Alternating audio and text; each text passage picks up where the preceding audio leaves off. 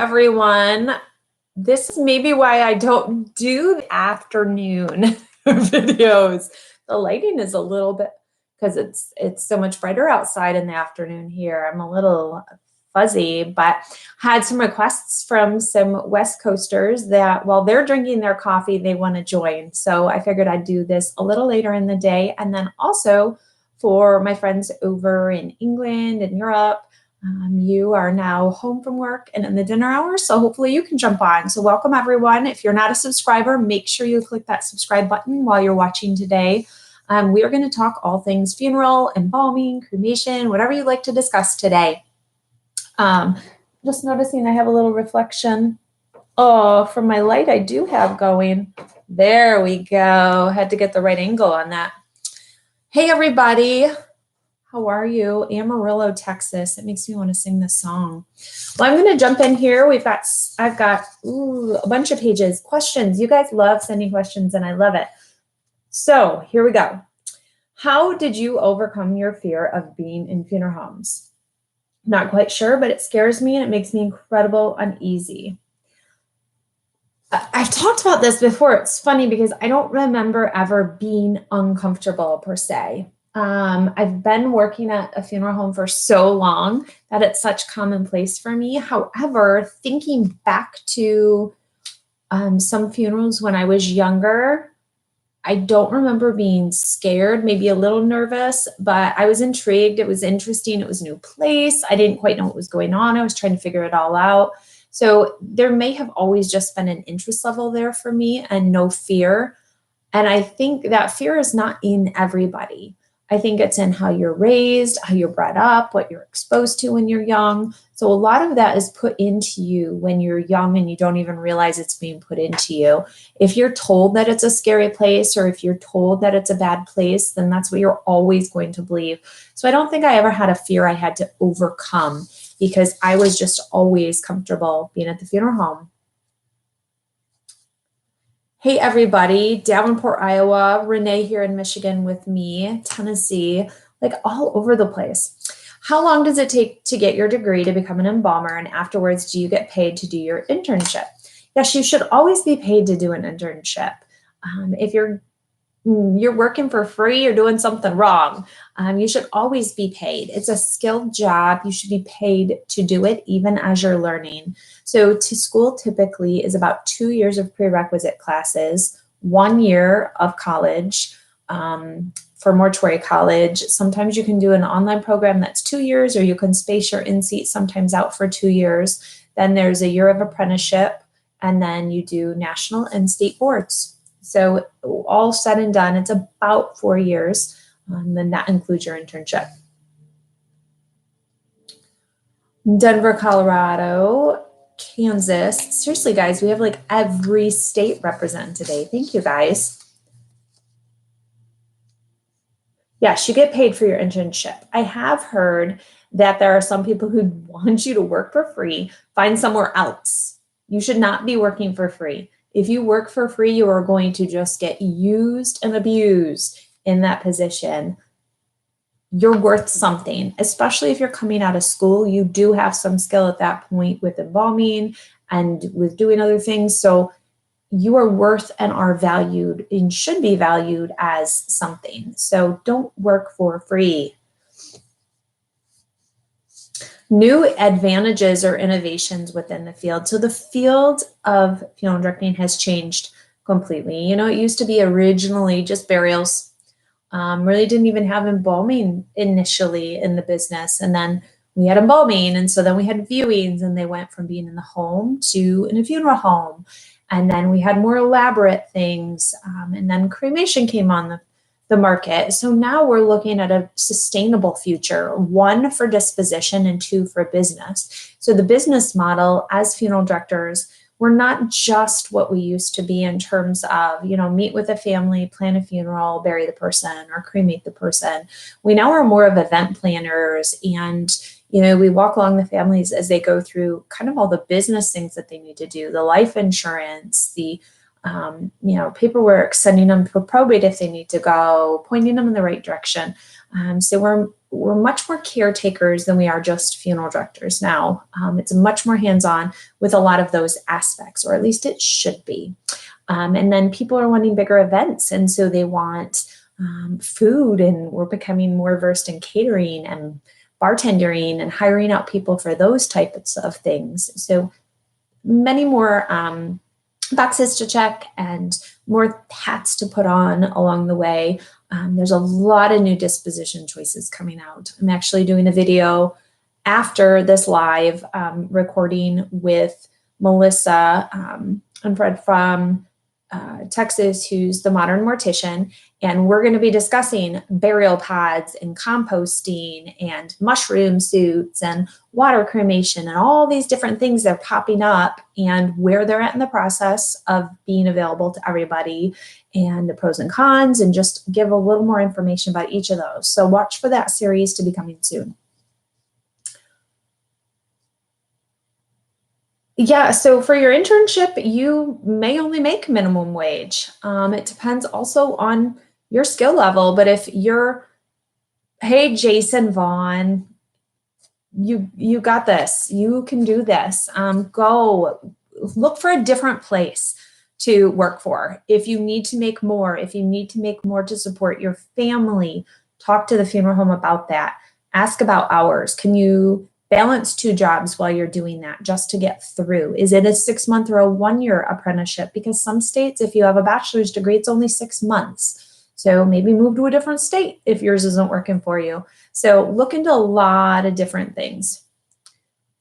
Have you ever let a family do a viewing for a suicide by gun? Oh yeah, yes, multiple. So that's not a factor in not being able to see somebody. I was in the middle of doing a replacement. Oh, hey, Patty. Patty Ann, it popped up when you're trying to replace. When an urn is buried, does it need to be a burial vault also? It depends on this cemetery. Some cemeteries do require burial vaults for urns. So it would be a smaller unit that kind of mimics a larger vault. Some are concrete, some are like a hard, thick plastic. So it just depends on the requirements of the cemetery. There's never anyone too old, Heather. I always say this is a perfect second career for people because you maybe learn more compassion and patience and things along the way of life through relationships. So those you can all transfer over into this job. It is a short schooling going back, but if you are worried about the schooling, worried about things, there's so many positions within a funeral home that you don't need to be licensed to do. You can do pre-need, you can do arrangements depending on the state, you can work in the office, you can work funerals, you can do all sorts of things. Cynthia, thank you so much. That's awesome. And I like the blue with your neon green. I make no money in my residency. Darian, that's not how it should be. You need to get somewhere where you're making something. There's no requirements when you can't see someone. It's got to be extreme. We're talking severely advanced decomposition so that the smell keeps you away, or there's nothing left of the person. But then still, if the family wants to see the person, they have every right in the world. That's not for us to keep you from seeing your loved one. We can explain to you the situation, make you sign papers for mental anguish and all sorts of things, but we do not have the right to keep anyone from seeing their loved one. You guys are so welcome. Hey, Richard. Did you guys know, so there's a guy in Florida, he's one of the people who watch my channel. He has a therapy chicken. Ever heard of the therapy chicken? I never knew this was such a thing. And he takes his therapy chicken around to places, including the funeral home, to bring some, joy and comfort. Never heard of a therapy chicken.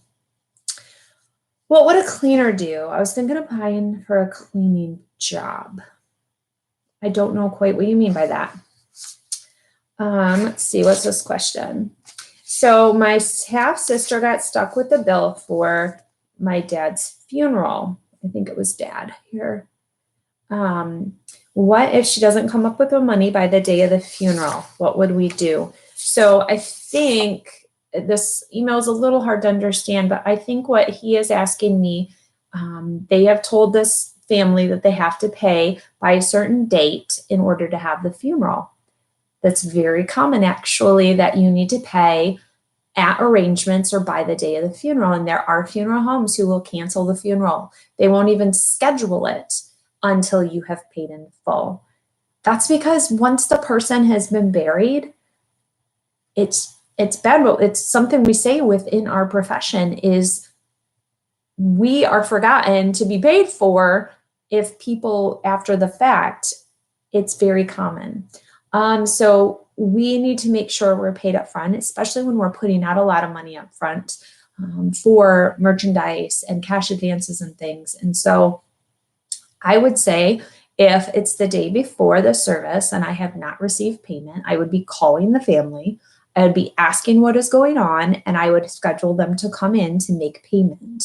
If they don't show, then I would have to go with whatever my gut reaction was, or the funeral home I was working for. If their requirement is it's paid or else we cancel the funeral, then so be it. So you have to kind of go along with who you're working for as well. But I would kind of follow my gut. I usually have a pretty good feel on people as to if they're going to be bringing the money back in, if they're good for it, if they're not. But thank you, Tommy, for that question. Would you recommend employment with SCI Corps? Yes. So just because some place is family owned doesn't make it a great place to work. There's all these pros and cons with SCI and with family owned. Corporate has a lot of sustainable good items, good benefits, good schedule. You have this bigger umbrella that watches over you and catches you. And so there are a lot of good things with SCI. It is also corporate. So sometimes there's changes made and you have no say, or there's policies implemented, you have no say. However, family owned, it can be small and good, and they care more about you having a family and your interests. However, you also get family that works within a family business that maybe they don't give all their effort, but there's nobody to correct their actions. So say they don't show up till 11 o'clock and they leave at 2 o'clock or, something. Who is going to oversee them doing that? If they're the owners and they're in charge because they're the family, or if the family doesn't get along, how is that going to reflect on the business and on the operations? So there's a lot of pros and cons to each. So don't write anybody off just because they're corporate. Have you ever had to do a trauma funeral like Kobe's? Yes.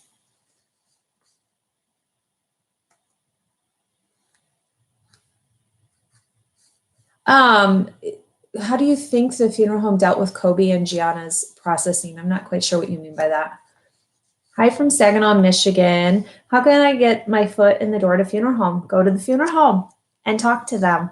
I get a lot of people asking me these questions, and they do everything but actually go to a funeral home and actually talk to the people. So go to the funeral home, introduce yourself, talk to the people there, make a connection. Hey, John. Hey, Kelsey. So what do you do with the body if you cancel a funeral? You would just move them out of the chapel if there was another funeral after, or you just hold them until burial can take place. Oh, thank you. Yeah. So one of my goals was to find all of the Life magazine covers that were funeral related. And I think there's only 6 or 7 of them. And I think I have all of them. I've never found more beyond that. I've done searches and Google. So I should have them all out one time. I don't know where I would put them all, or post them and see if anybody knows or of any other Life magazine covers that deal with funerals. A cleaning position until at a funeral home, just cleaning. You may do cars and stuff, or you may just do the building.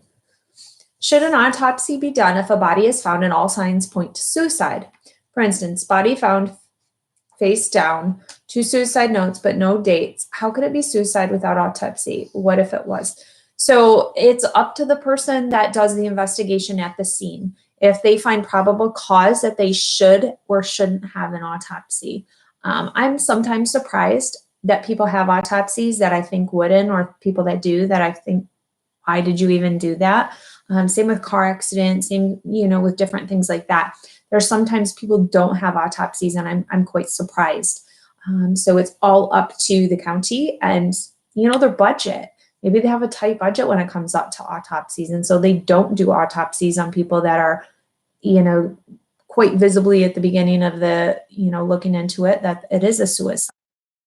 They just don't have funds to pay for an autopsy for that individual. If the family suspects something, they're going to have to pay for their own private autopsy, which can run from $2,000 to $5,000 cash for those autopsies. But that's always an option.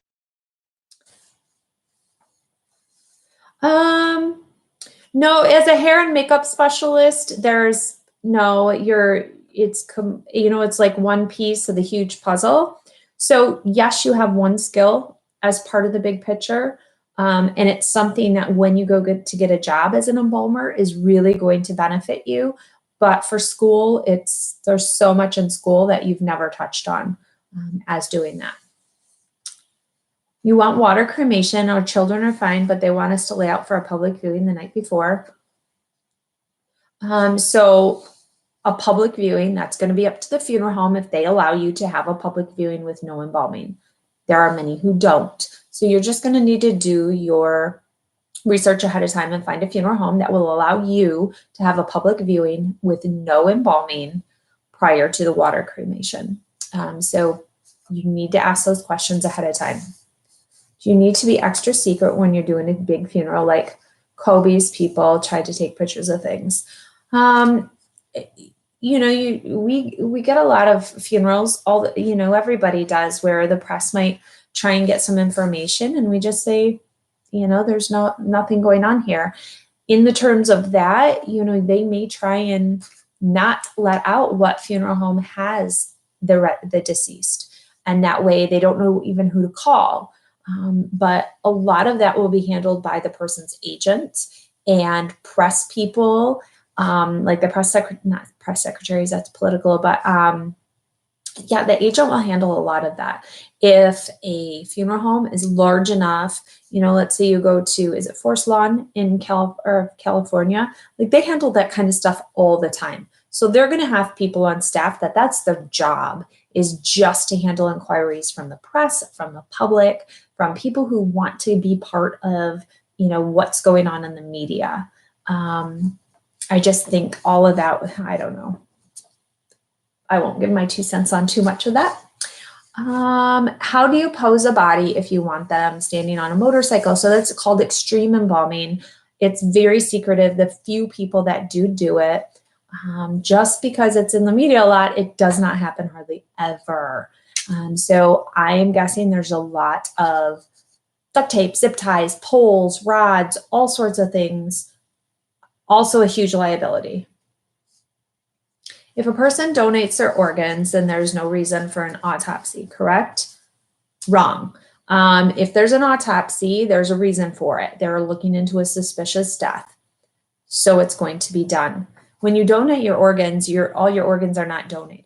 There is a very, very, very small percentage, I'm talking so minuscule, of people that can actually donate an organ to like a heart or a lung or something that has to be removed while it is still beating and still acting, or not acting, in action. That has to be a brain death. So the body is still being kept alive, but the person is dead, and then they can donate. Otherwise, you are donating skin, eyes, sometimes heart valves. There's a multitude of other things, long bones, so the bones in your legs and your arms. So there's a lot of other things you can donate, but when you say you want to donate your organs, your skin is an organ. So donating your skin is the most likely organ that you would be able to donate. I've learned so much from you for my estate planning. You're so welcome, Deborah. Oh my gosh. So Brenda, has a casket ever fallen off the bier? I have not had one fall off that had a person in it. I had the rental casket is solid wood. It's really heavy, and it got just enough when both the lid and the foot were open, and it fell over. It wasn't damaged. It was fine, but it fell off the bier when we were trying to casket somebody, but the person wasn't even in it. They were over on the other side of the room in the casket. So I did topple a casket before. The other day though, I almost had a casket fall off the church truck when we were at the cemetery, and we couldn't figure out why, but the base of the top parts of the church truck were not connecting all the way to the casket, and it made it kind of weebly wobbly. Whew, my heart stopped. Do you send reminders to subscribed members when you're going live? So I don't send anything. It's a YouTube thing. So you have to sign up for reminders or for notifications through YouTube to get a notification that I'm going live, but there's no advanced notification. It just tells you when I am live, like email or something like that. How do I send you a question when you're live? So you post it in the comments to the side. You can also post on the video, and I'll go back and pull questions from there to do on the next videos as well. If a teenager had bad cystic acne, can you drain the acne to improve looks for viewing? Yes, we can. You know, pimple poppers to try and clear up the skin and everything, but a deflated acne is still going to leave a bump. So I've never had a teenager that had severe bad acne that we needed to do, like, you know, cutting them off and waxing and doing all of that. So I think that's a great question though, because it is something that we could encounter. And I think I would just, when I encountered it, do what I could. But I think it would be a situational type thing. When someone's cremated, are the clothes left on? Yes, they are. If they were just in their hospital gown, that's what they'll be cremated in. If a person has a lot of metal, does that make embalming more difficult? No, it doesn't really affect embalming at all. When organs are bagged after an autopsy, do you have to embalm them each separately? No, so what we do is we take the bag of the viscera. It's all the internal organs are in this big, like a plastic bag. And we'll pour cavity fluid in and then tie it up and let that sit while we're embalming the deceased. Cavity and everything works by the gas that comes off of the fluid.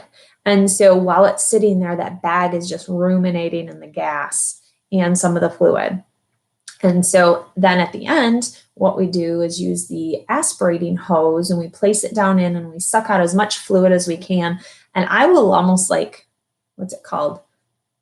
Freezer seal, zip seal. Oh, guys, help me with words.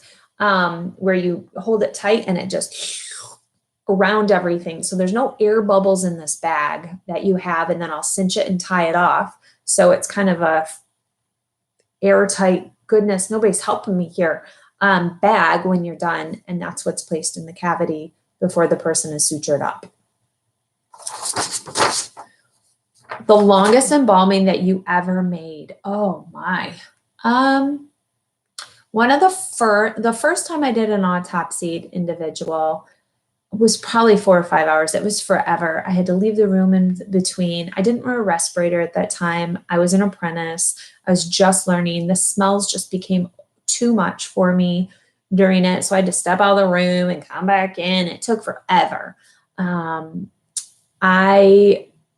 Restoration takes a lot longer. The embalming itself is pretty standard in terms of time, but the restoration, wax building and hair restoring and those things can take hours upon hours upon hours, and sometimes days.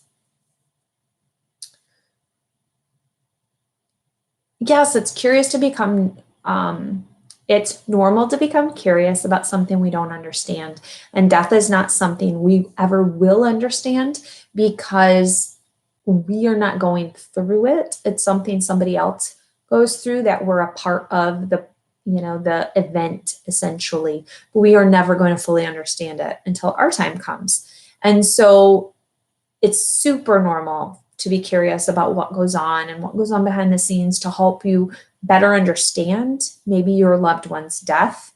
If you can wrap your mind around as much as the events that take place after the death as possible. Vacuum sealed. Thank you guys. Hokey Pete. I'm not as with it in the afternoon. I need a afternoon pick me up here. Woo. Oh, Shell, get feeling better.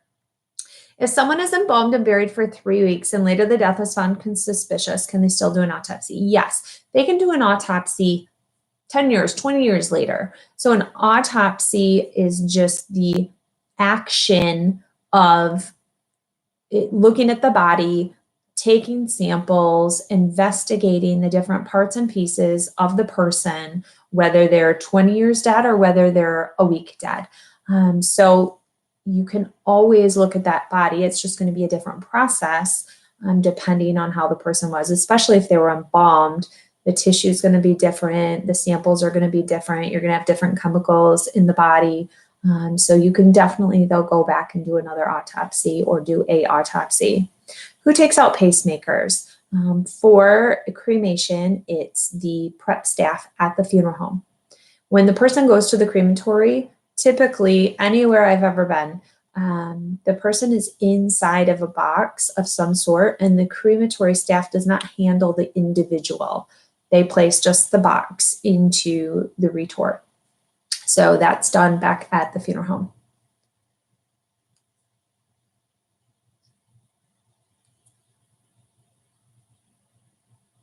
Oh, Sharon, yeah, sometimes that's the thing is some of these remote places that you may live, a funeral home may be a long drive, a crematory may be quite a long drive. I mean, water cremation for me is what, 4 hours, 5 hours away. So it may be quite a drive to get to the disposition choice that you want, or any disposition choice, it sounds like for Sharon. So that is difficult. Are you, or do you find that other funeral directors are vegetarian? No, I don't know if I know any vegetarian funeral directors. It really, what I do doesn't inhibit my eating at all. There's a big joke that funeral directors can discuss literally anything while embalming. You know, like it doesn't hinder, I don't know if it's we compartmentalize. You can call it being cold, whichever it is. But yeah.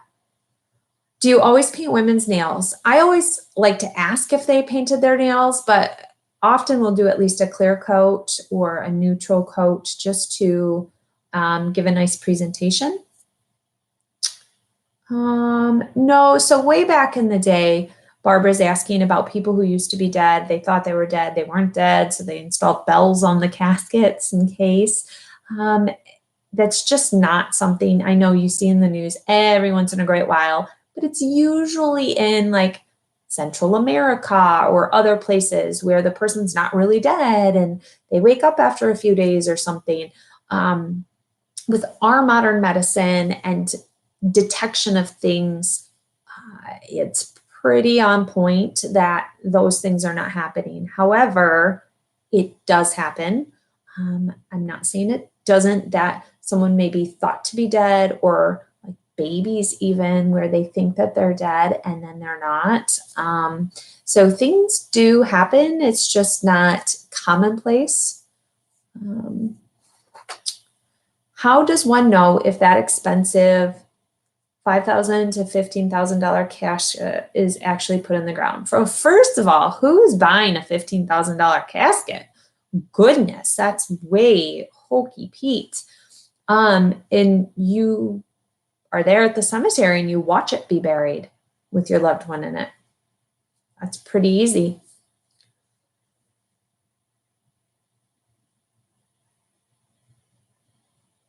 Yeah, so Brittany, I get that the fact that you wanted to do a direct cremation was kind of made you feel like you were putting off the funeral director.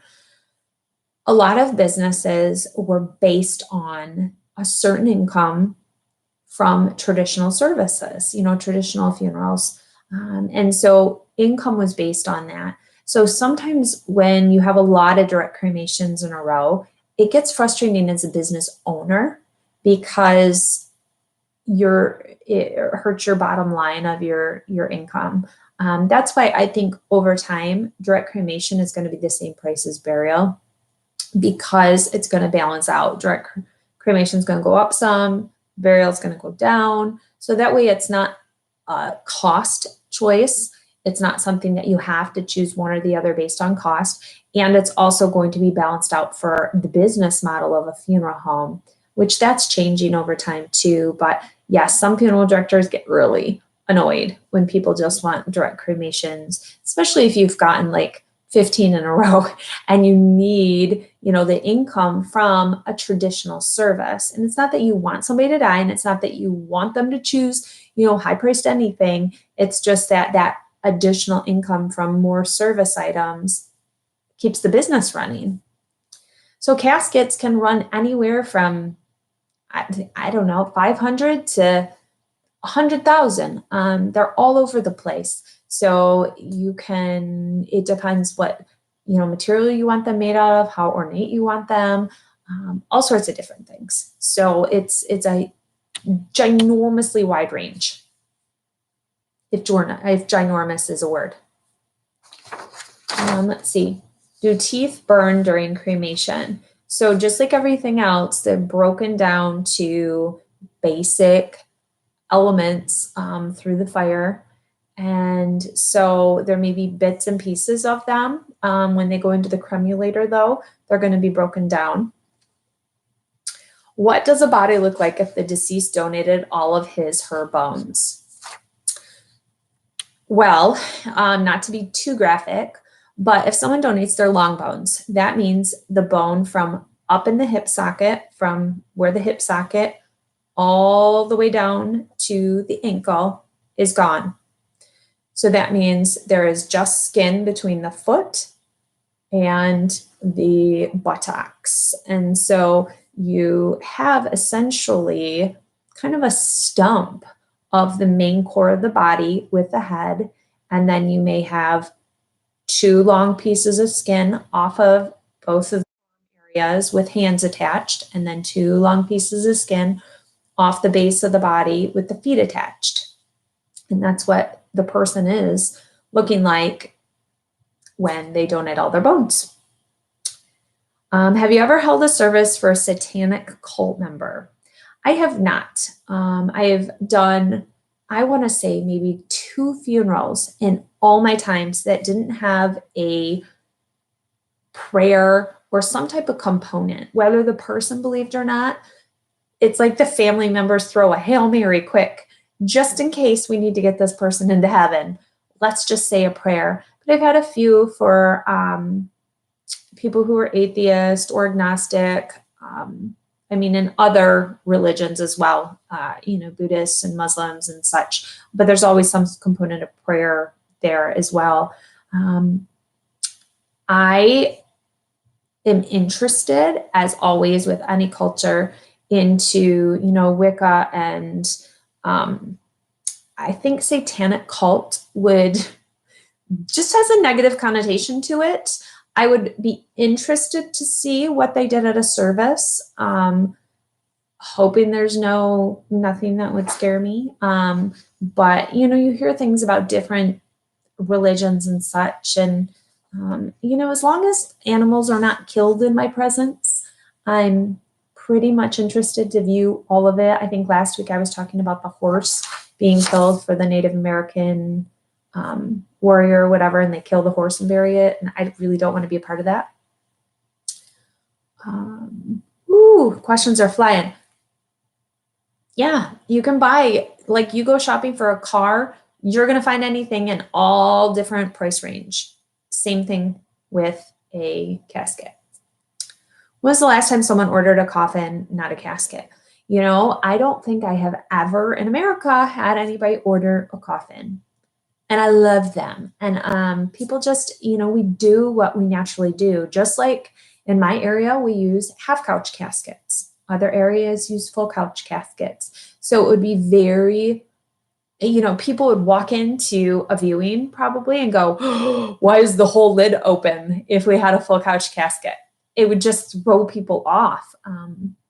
A coffin is a 6-sided burial unit that has a 1-piece lid that comes off and goes on, and a casket has 4 sides and an attached lid.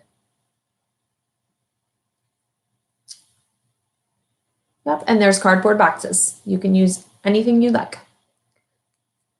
an all day and all night viewing ceremonies due to cultural reasons. Not, I'm trying to think. We've had people who are there kind of all during business hours, but they've not stayed overnight.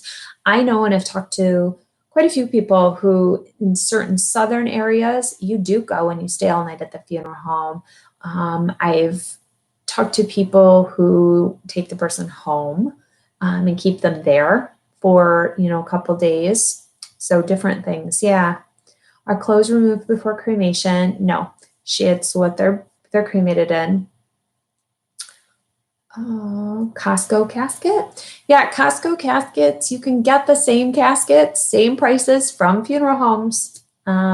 So I think everybody thinks they're getting such a deal at Costco, and I'm not sure why, but I guess it depends on the funeral home and their cost, what they have their caskets priced at as well.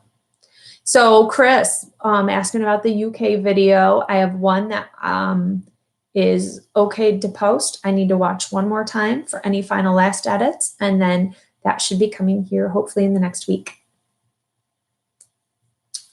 Yeah, so organ recovery companies, you have good ones, you have bad ones. You have ones that are run by the state that are procurement companies. Then you also have these other companies that are doing procurements. They're having bodies from one state flown to another state to do organ harvesting and tissue harvesting.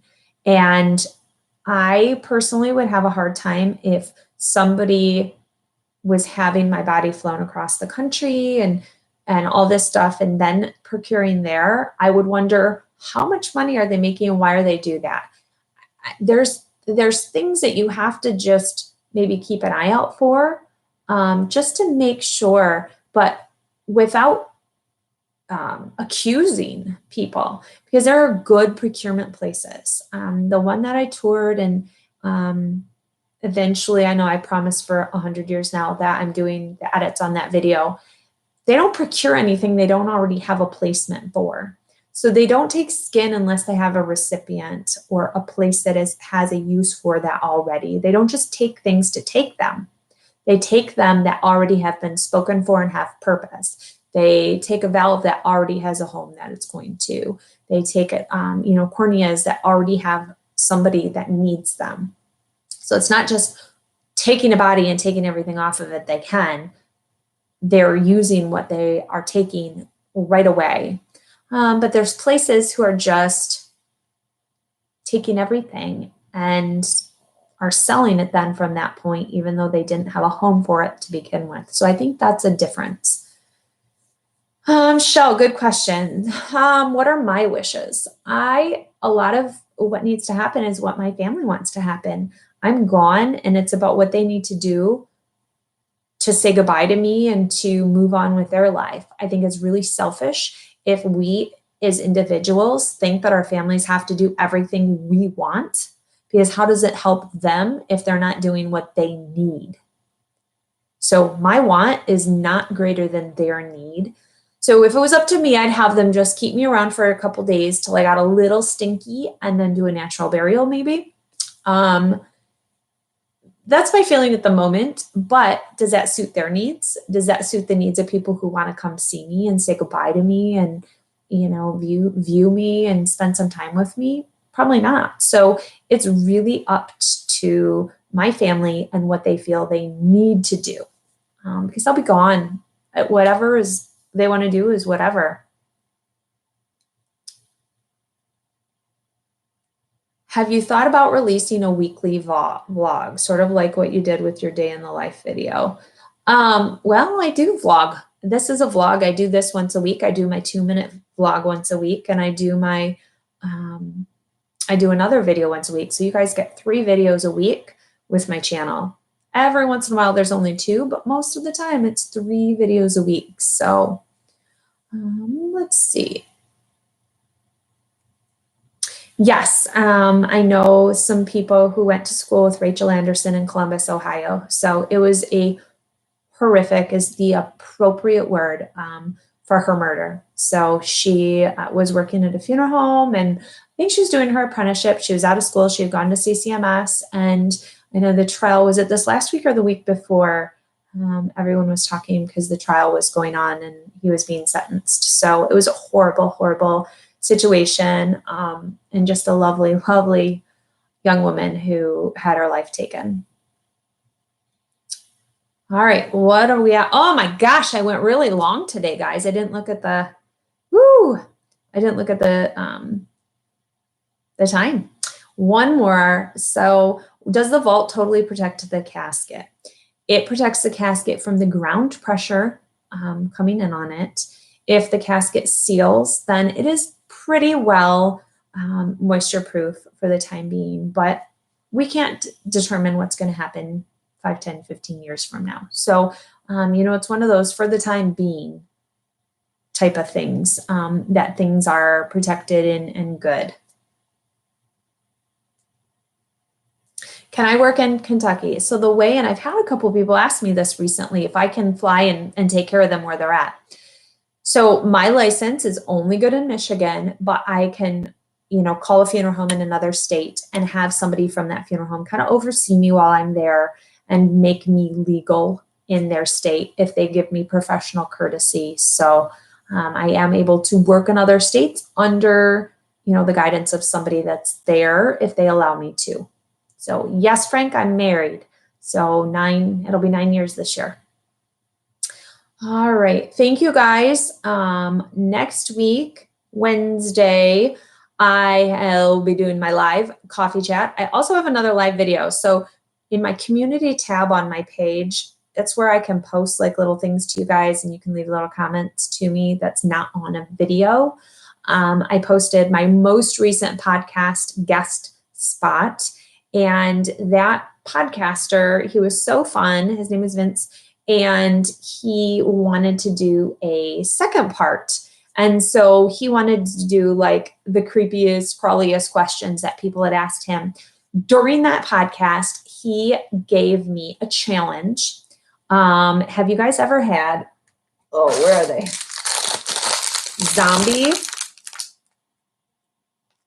They're zombie Skittles.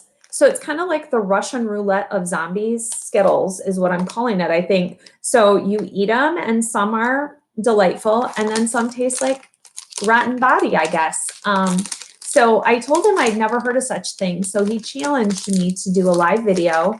I'll answer some questions while I'm doing the live video and eat my zombie Skittles.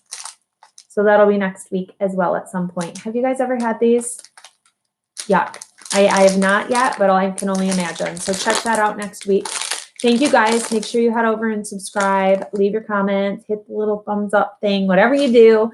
I appreciate all the love, all the support, and I will see you guys next week. Bye.